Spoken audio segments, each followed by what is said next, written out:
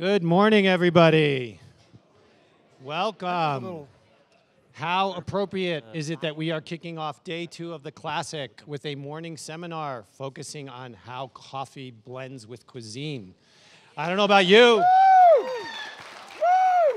but I needed a healthy dose of caffeine this morning. How did everyone have a good day yesterday? Great. Great. I'm Giulio Capua. I'm with Food and Wine, and I am going to kick us off this morning. Just a little bit of housekeeping. First, I would like for everyone in front of your table, you have a card here, right here, like this. If you would all please fill it out and make sure when you're done, leave it on the table. Our incredible sponsor, Lexus, has some great gifts for you. I don't know if any of you, please do this. Free cars. Free, yeah. For everybody.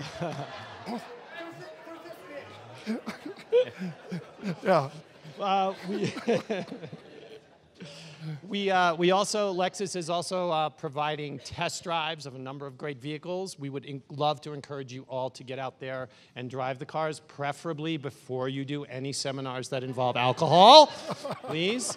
Again, to the team at Lexus here, I'd like to extend a huge thanks. They have been huge supporters of the Classic for many years and help us create these wonderful activations. So please, thank you very, very much. We're also honored to have 2 of their culinary masters here who are going to take you through the seminar this morning. I am incredibly happy to introduce Chef Dean Fearing. I'm blessed to have known Dean for quite some time during my career, and he's a wonderful guy. He's known as one of the fathers of sort of Southwestern and Texan cuisine. He owns Pairings restaurant in Dallas. And we're also joined today by a gentleman I just met this morning, Michael Phillips, who has an incredible resume. He is the director of cafe experience at Blue Bottle Coffee. And what he told me this morning is that means he gets to travel around the country looking for great locations to and create the coffee experience as Blue Bottle expands. Sounds like a great opportunity. Michael also began competing in barista competitions in 2007 and won back-to-back U.S. titles in 2009 and 2010.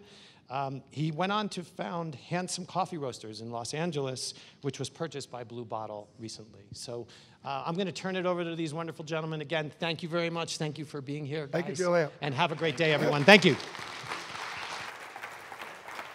Hello, everybody. Can you all hear Michael and I? If you don't, they can turn it up. I like to rock it a little more than. But, the great thing about this class and being with Michael is no one's going to go to sleep drinking great coffee. So.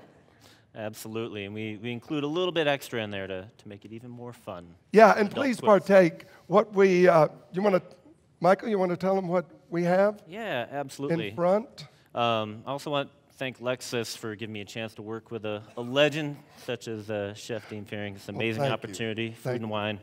First time here, great experience. But they asked me to come out here and create a couple of drinks for you guys. And they said that this was going to be a pairing thing, right? So I'm working with food, and we're working with alcohol. And when you're doing those 2 things from a coffee standpoint, one of the best levers you have to manipulate is strength. And there's nothing better to do that with than with cold brew. So the way I like to think about it is that, say you go to like a punk rock show, right? Music's going to be real loud because you got people screaming and yelling and dancing. Whereas you go to a jazz performance, music's going to be a lot more quiet. You're listening for those more articulate notes in the music. Right. Hopefully no one's screaming and yelling. We're applying that same thing to coffee. So cold brew as a methodology really lets you control that strength by determining how much you dilute the solution, how much coffee you use, all that, in a way that hot coffee doesn't necessarily give you the advantage of. Really? Yeah, so we got 2 drinks. We're going to explore both ends of that. We're going to have that nice, quiet jazz performance. That's what's in front of you today for this first round. And then for the second one, we're going to turn it up to 11, get a lot more strength, because we're going to throw a few things in the mix there. There's going to be a lot of other ingredients. But this first one, this is a cold brew coffee, so it's a 24-hour steeping process. Wow. Really tamps down the acidity, nice, smooth, mellow body. And we have our 3 Africas blend. So this is 3 different beans. We've got a washed coffee from Ethiopia. That's going to be a cleaner, brighter coffee. We're pairing that up with a natural coffee. So naturals bring a little more funk to the party, a little more body, a little more fruit. Right. And then the third coffee is from Uganda. It's a wash coffee that's going to kind of pull the two together. Now, how did you think of those 3 beans to go into this? Well, in general, coffee's it's a big team game, right? You know, there may be a barista making that cup for you, but behind that barista, there's layers and layers of professionals. So we've got green buyers traveling the world sourcing different coffees. We've got roasters figuring out what to do with those different coffees in terms of how they develop them. QC people figuring out the blends. Right. So our team, the Three Africas blend is a staple for Blue Bottle. This is one you can get in all of our cafes, and it's designed to have a lot of that brightness, but not too aggressive of an acidity, so that when you put it into a nice coffee form, it's crisp, it's refreshing, but it's still got that mellow, smooth ride throughout it. Perfect. And what could go better with a great, strong cup of coffee is a great breakfast bread. And this is a sour cherry. We got, Chef had some beautiful blueberries, so we added some blueberries in there. We put a crumbled top on it, and it is, I think, a perfect little sweet and sour, you know, that the kind of the bitter of the coffee is what I love about eating something sweet with that. So really enjoy and start to partake. What do y'all think of the coffee? Doing all right? Good. Michael, right there. This is going to be your safe harbor. The next 2 drinks are going to have a little bit in it besides coffee. So you need to bounce back. This is where you come to tone it down a little bit. That's great. Well, good. Well, it's good to be back in Aspen. Just beautiful. I mean, how does it get any better than this? And mainly when Dallas, Texas is 3 digits by now. It is wonderful to be here, but they say that this is hot up here. This is amazing. So I have a restaurant at the Ritz-Carlton in Dallas called Pairings, and we have, this September will be 11 years, so that is great. I know a lot of us go back to the Mansion days. At Mansion on Turtle Creek, was there for 25 years, and started off this festival for 17 years. There was a whole group of us that came up every year from the middle 80s and on. And so Aspen is like a second home to me when it comes to festivals, because this was the one that I kind of honed my skills with. So there was many days that we had just a little bit of fun up here. So, and we still do all the way. So we'd like to open it up. I know we got 45 minutes. I always think that is the shortest amount of time ever. But now that we're on the clock, if there's anything, since you all are the advanced coffee group, right? That's why we're all here. I want to make sure that if there's something that you want to ask us, tell about, please don't hesitate to just yell out and try to make this a little more intimate. This doesn't have to be student, teacher kind of atmosphere. Let's open it up. We're all here for 45 minutes to have fun. And whatever questions that you all have, don't hesitate to ask. So I think we're going to start with Michael, and he's going to start on his little first demo. Absolutely. Thank you, Chef. Thank you. All right. So again, keep enjoying the beverages and the food. They're going to probably come and swap those plates out at some point, but they're going to leave the coffee with you, so don't worry. Round 2, we're going to talk about that second drink. As I mentioned, this was that nice, quiet jazz show, clear, crisp. You can get a lot of articulate notes out of that iced coffee. Next one, we're using that cold brew methodology, but we're going to ramp it up for this drink. So the second drink we're calling the Moscow's Mardi Gras. in this time of division, we wanted to bring together these two fine cities of Moscow and New Orleans and smash them together in one fantastic drink. So wow. This is going to be a twist on a classic that hopefully some of you folks have heard of, the White Russian. If you haven't, go home now, watch Big Lebowski, come back, we'll start again. Delicious drink. It's rich, it's decadent. You got some coffee liqueur in there, there's some vodka, there's some heavy cream. Very delicious stuff. So we got the White Russian over here. And then we're going to mix this up with what is a classic at Blue Bottle. It's the New Orleans style iced coffee. So New Orleans style iced coffee, our version, it's a riff on a very classic sort of thread of coffee history here.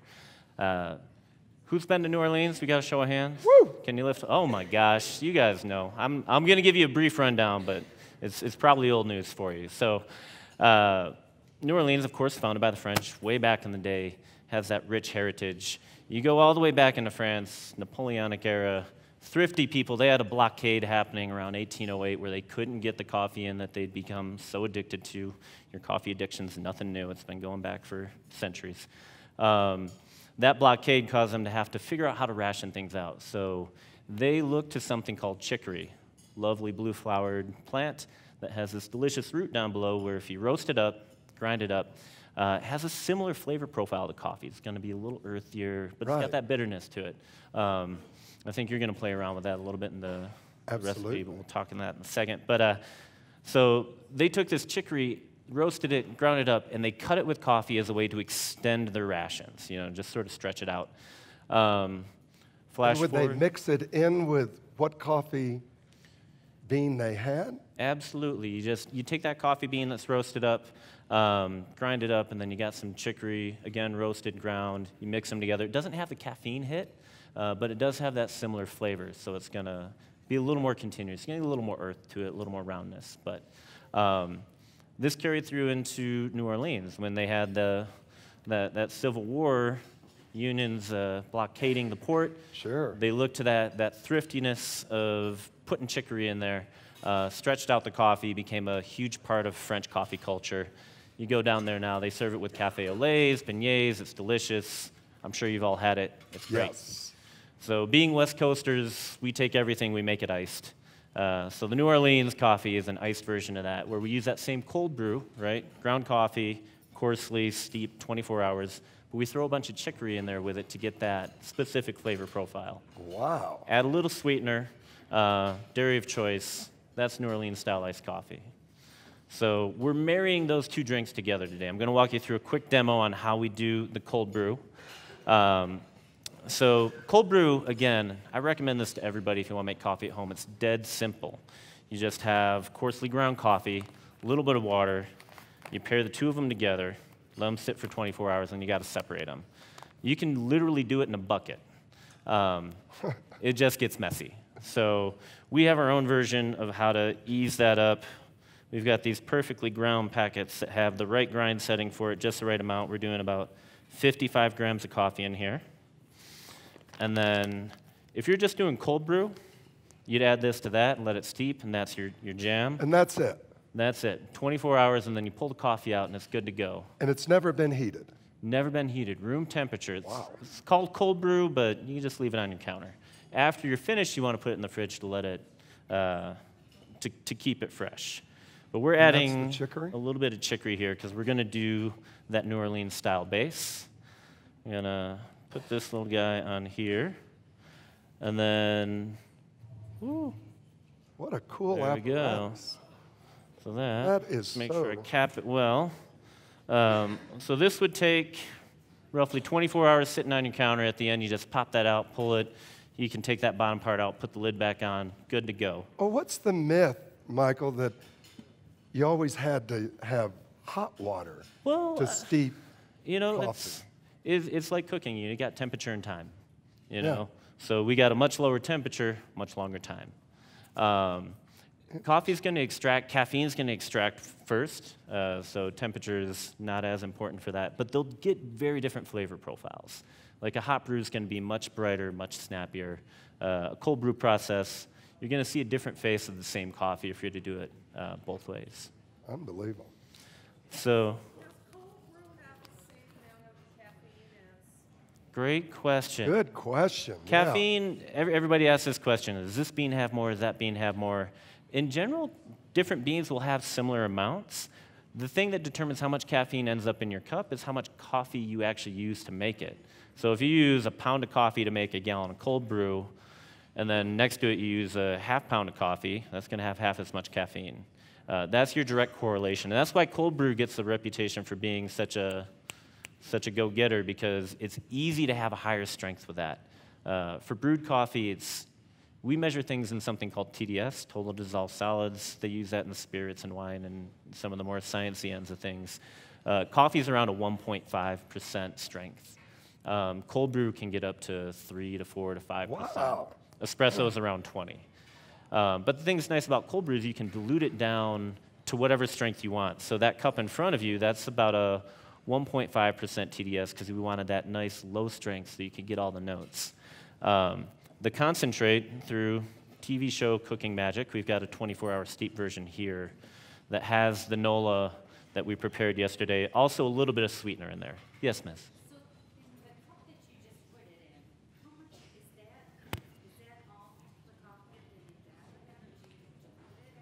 that you got? That's up to you. I mean, the recipe that we used for this is pretty close to a drinking strength, but at home, again, this is all preference, right? You could use twice as much coffee as you want. It's going to make a stronger cup. You can't play around with the rules like that with hot coffee as easily. Won't necessarily work out as well. You want to be a little more bakery in your approach to it, but with cold brew, you can you can add a little more flair. If you want more coffee, more strength, you can just ramp up that raw ingredient there. Oh. For cold brew, we tend to go, it's like a coarse table salt. Yeah. More similar to a French press. Yeah. Good. So for the drink we're doing today, we have some cold brew that we prepped yesterday to get our 24 hours in on it. We've got some heavy cream, about 2 ounces of that. That's New Orleans. Absolutely. And for the coffee liqueur, we're going with Kahlua, vodka. Big fan of Tito's here. Yes, So, Texas. We're going to add a little bit in to stir. And let's start getting some ingredients here. So we're going to go, we want plenty of coffee in here, so we're going to do 4 ounces of that NOLA concentrate. Again, this is cold brew. It's got a little bit of sweetener to it. And that chicory coffee base. And I'm not a big fan of drinking alone, so I'm making a batch for 2 so Chef and I can both have one. Very good. And It is after 10, isn't it? Yeah. Yeah, good. Close enough. Then we're going to do 1 ounce of that Kahlua. That back on there. Thank you, sir. And then, actually, we're going to go 2 for our Tito's here. Oh, yeah. You could add a little extra splash if you wanted, but so we got all of that in there. We're going to add our heavy cream. And then, do you mind setting me up some glasses of ice, sir? Sure. You're so good at this. I can do that. Give it all a good stir. And I believe they're starting to run these ones out to you. Feel free to dig in the second they get to you. Yeah, and let me tell them what they're having before Absolutely. you pour. So in front of you is, so I wanted to match up what Michael was doing food-wise. So I thought, let's go down to New Orleans and let's do a crab croquette made with jambalaya. So this is a traditional style jambalaya recipe, and then it's done in a standard breading procedure, which is flour. I scoop out the jambalaya mixture while it's cold, form it into a ball.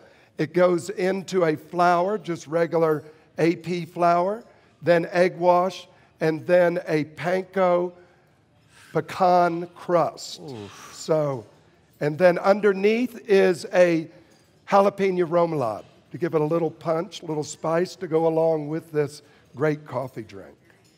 Oh, man. What's up?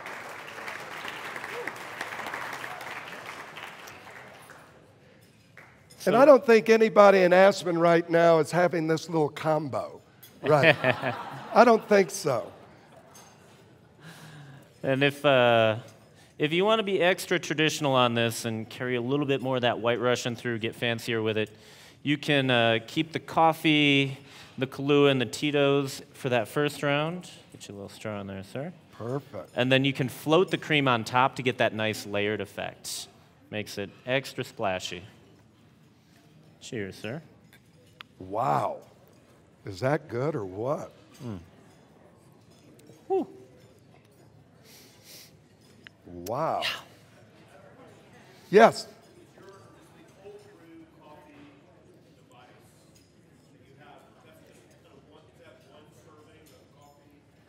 This is going to make, so we did 55 grams of coffee for 750 milliliters of water. And, you know, it depends how much coffee you drink. 750, that's a serving for someone who's awful thirsty. But that would make about 2 to 3 cups normally. You could also do a much higher strength on it and then cut that down so you could get 5, 6 cups out of it if you so want you it. could add more water once you... Yeah, absolutely. So you could make a stronger You can make a stronger batch. And then cut it. Mm-hmm. And if you're into cooking with coffee as an ingredient, cold brew is one of the best. It's super versatile. And I recommend making a really high strength because that helps it stand up against all those flavors that you're going to pair it in with, whether you're mixing or cooking. So when you're cold brewing, do you always do 24 hours? Do you do 24, 36, 48? I mean, how do you This is that personal flavor. Like industry standard wise, most people will do 16 to 24 hours for it. But you can definitely start pushing more extreme extended ones. Honestly, like your big levers are how much coffee you're using to water, coffee to water ratio, and your grind setting. You can achieve a similar effect to stretching it out longer by just grinding it a little finer so the water has an easier time extracting all that soluble material. Mm. All right, any questions for Michael? Yeah. Yes, that's elk sausage. Elk sausage, crab meat. Texas elk. Viva New Orleans. Okay, any questions for Michael? Great, isn't this unbelievable? You can make it at home, really easy. Thank you, sir. I'm jealous of those plates. That's you said they're saving me one, right? They're saving you one. Okay. No, we got you two. And where can you find that apparatus? That's so cool. We got all this stuff online. BlueBottleCoffee.com. They got the bottles, they got the packs, they got the beans, all the good stuff you need. You can also wander into our cafes if you're New York, LA, San Francisco, Boston, DC, Miami, Tokyo. I know I'm getting one. Yeah. That's up to you. I went with heavy cream on this one. That's what you're enjoying now. You can drop it down to half and half. If for some reason you just want to be mean to yourself, you could do whole milk. But you know, it's 2 ounces. Give yourself a happy morning. Okay, since we're on the clock, we have to keep going. So now we're going to do a lobster taco with a yellow tomato salsa and served with a carrot jicama salad. So where do we begin? We're going to begin with the salsa. Now, I know KitchenAid is sponsoring our equipment here today, but this is the best attachment, period, for salsas. You know, you can use a pulse blender type, you know, a Vitamix type, but nothing gets the consistency of a great salsa than a medium die on this meat grinder. And it's the meat grinder that makes this salsa. So let's get started real fast. We're going to add yellow tomatoes into our meat grinder. And then this is going to come right out to, let's move this over. Johnny, you are so smart. Hey, how about a big hand for Johnny? Johnny set this all up. If it wasn't for Johnny, this salsa wouldn't be made today. So we're going to add tomatoes, yellow tomatoes. What happens if we can't find beautiful yellow tomatoes? Yeah, red. Absolutely. I knew this was the advanced class. I knew it. But when we came up with the thought of how to make salsa, it is truly this attachment. Then we're going to add cucumbers, seeded and skinned. We're going to add jalapenos, of course, the little spice of life. We're going to add shallots and letting it grind through. I'm going to add our last little ingredient for the grinder is garlic. So we have all these flavors. What we're doing is we're building. We could make the salsa straight out of the tomato, season it up, but then the addition of jalapenos, cucumbers, the addition to the shallot and garlic are the flavor binders for this. Johnny, you want to keep pressing this through? There we go. And then what we want is that consistency that will fit on a plate. Now, what you all are going to see in a few minutes is a salsa made without a grinder. So it's going to be, the hotel didn't have a meat grinder, so we had to go old method, and we diced everything up. So what you see on your plate you're going to have here in a few minutes is going to be different than what we're doing on stage. Okay, we're going to add lemon juice. Lime juice, lots of it. Salt, we need to season it. Salt is the flavor that everybody goes, when they're at my restaurant, they go, God, everything tastes so good. How do you do it? It's called salt and pepper. You know, it's no magic trick. You know, at home, use salt. Does that work for coffee, chef? No. Okay. Salted coffee is not my favorite. Oh. And it's perfect. So there you have it. Easy, grinder, yellow tomato. Now I'm going to let this heat up. Johnny, how do these come on again?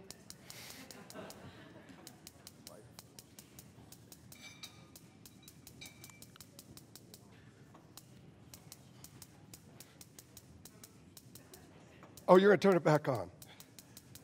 We have guests. Yes?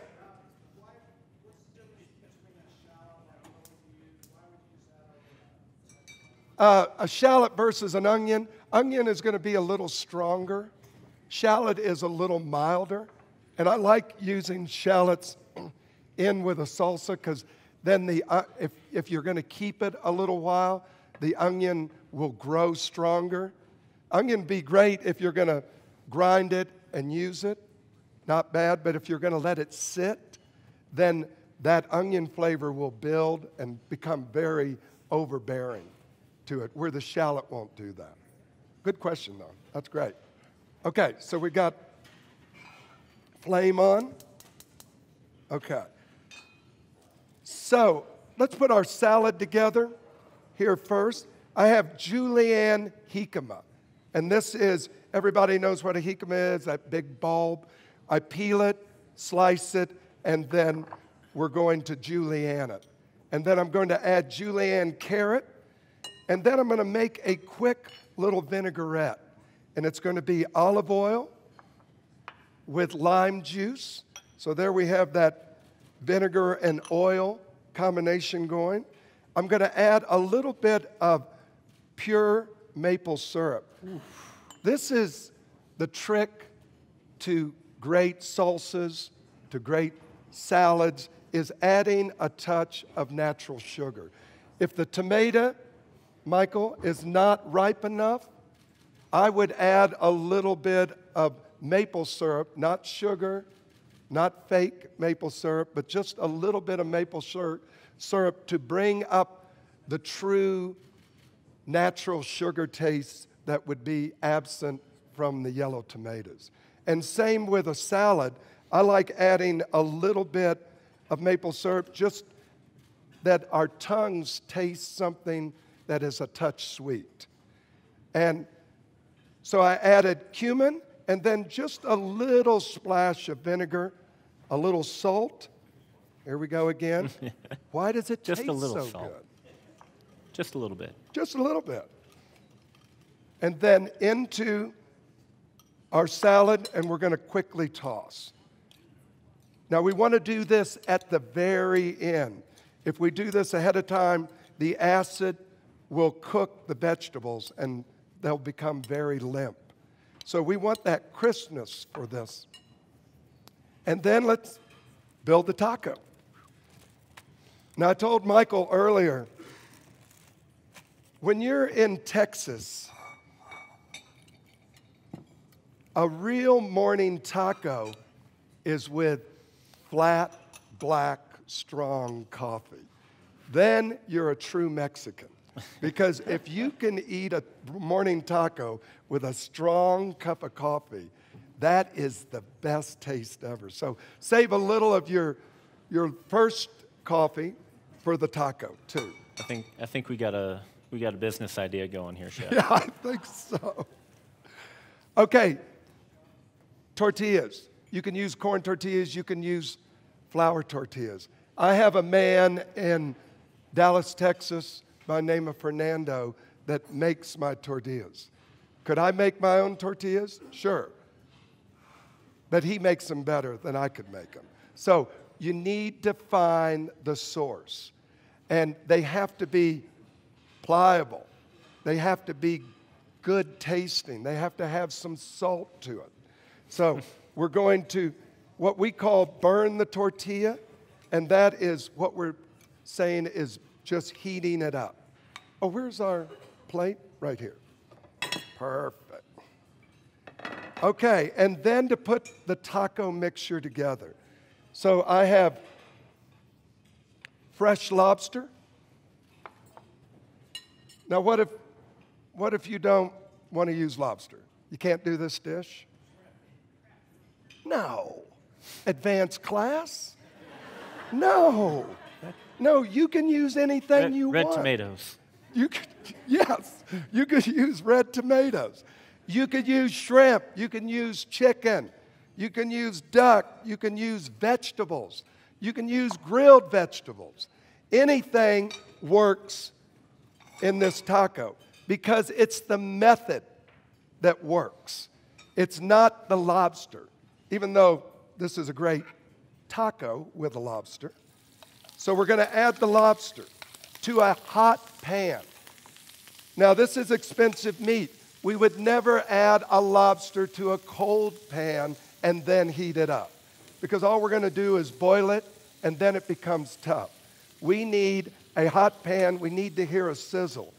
And then what are we going to do? Salt. Season. Yes, season while it's cooking. Then we're going to add some julienne spinach, and we're just going to wilt it. And then, where's our cheese? Uh-oh.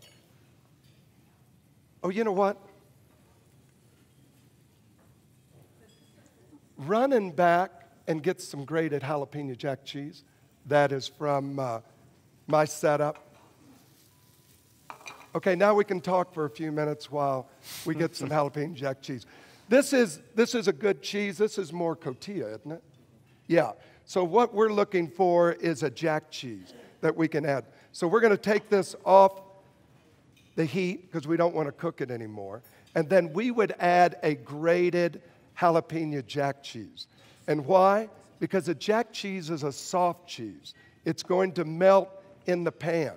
Now, we don't want to keep it over the fire. We want to just melt the jack cheese, soft cheese. So who is our man that? Jarvis?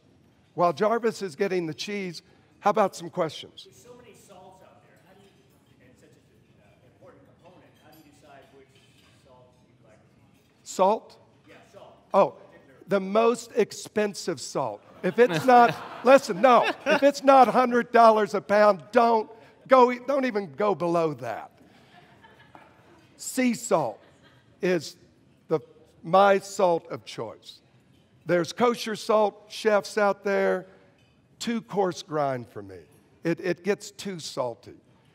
Fine sea salt, you buy at the store, it's everywhere now, is the choice. Because it covers, it flavors, but it's not overbearing. Good question. You want me to? Yes, sir. No, the sea salt, we buy it fine grind, easy. Okay, some more questions? Oh, come on. Yes.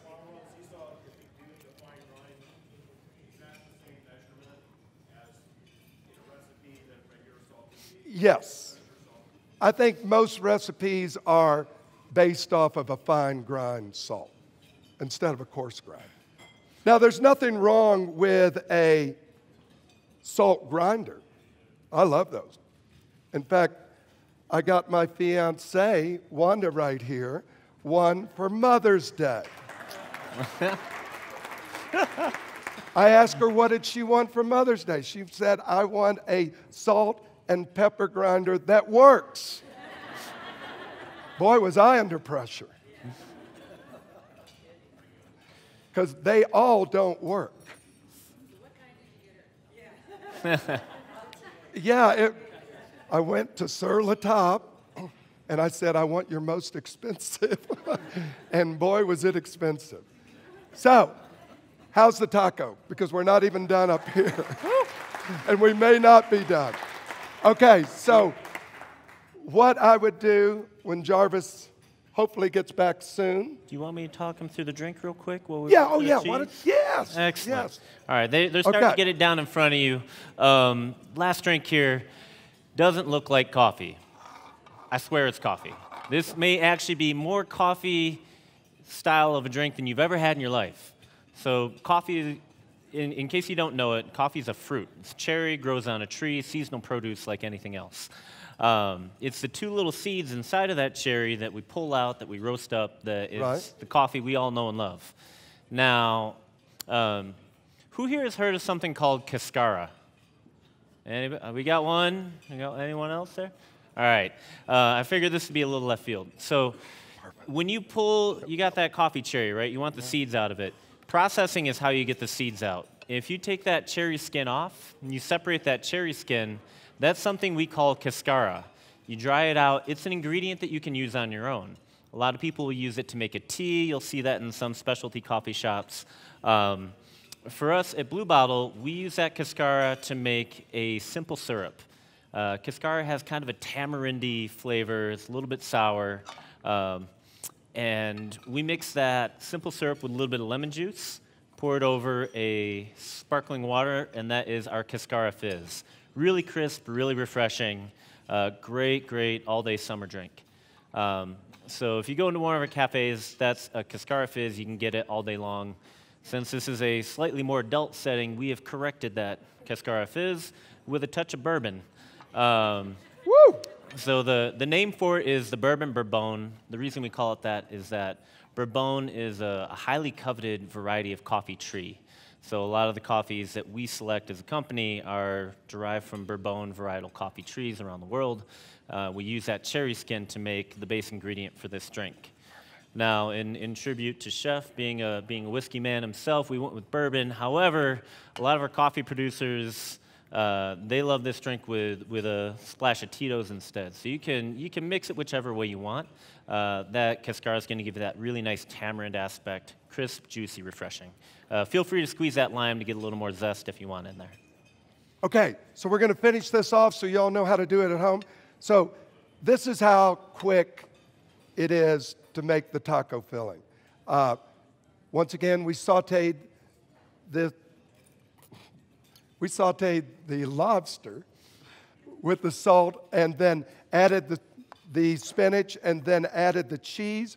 We're just melting it. It goes into the center of the beautiful tortilla. We're going to roll it, seam down, and then just like you had it on yours. What I love and part of my philosophy, Michael, when coming up with a dish is there's a texture component.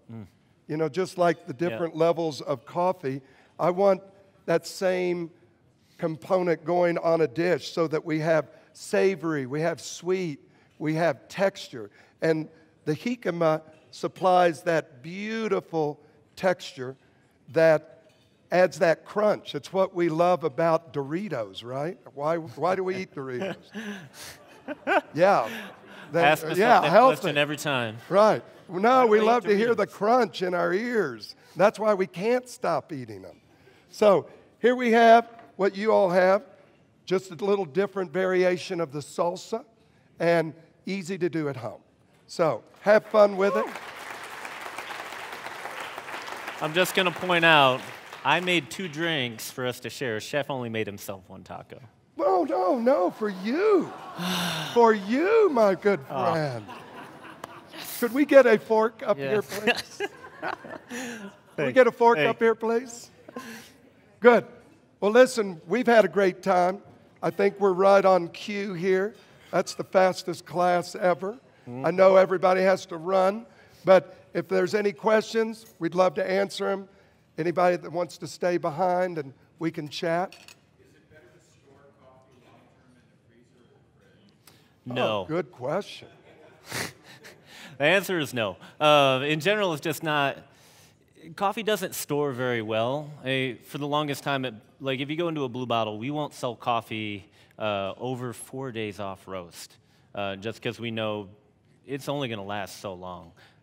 We have an option, the perfectly ground pack that I use for this, where it's like a hermetically sealed, special gas ground environment that can stay longer. But if you're buying whole bean coffee and you're grinding it at home, best bet, buy small, buy fresh. You know, you're not going to buy strawberries and try and keep them for 6 months. So I would just think about your coffee the same way. You know, that could be coffee everywhere now. The best question, because I've fallen into that trap. I have pounds of coffee in my freezer because someone told me at one time, oh, yeah. Did my mother learn that from you? She's been trying to figure it out. Here, she's still got 5 pounds in there. That's right. So. Any other questions? Any other questions? Anything? Great having you all. Enjoy Absolutely. it. Thank you for coming. We had a lot of fun.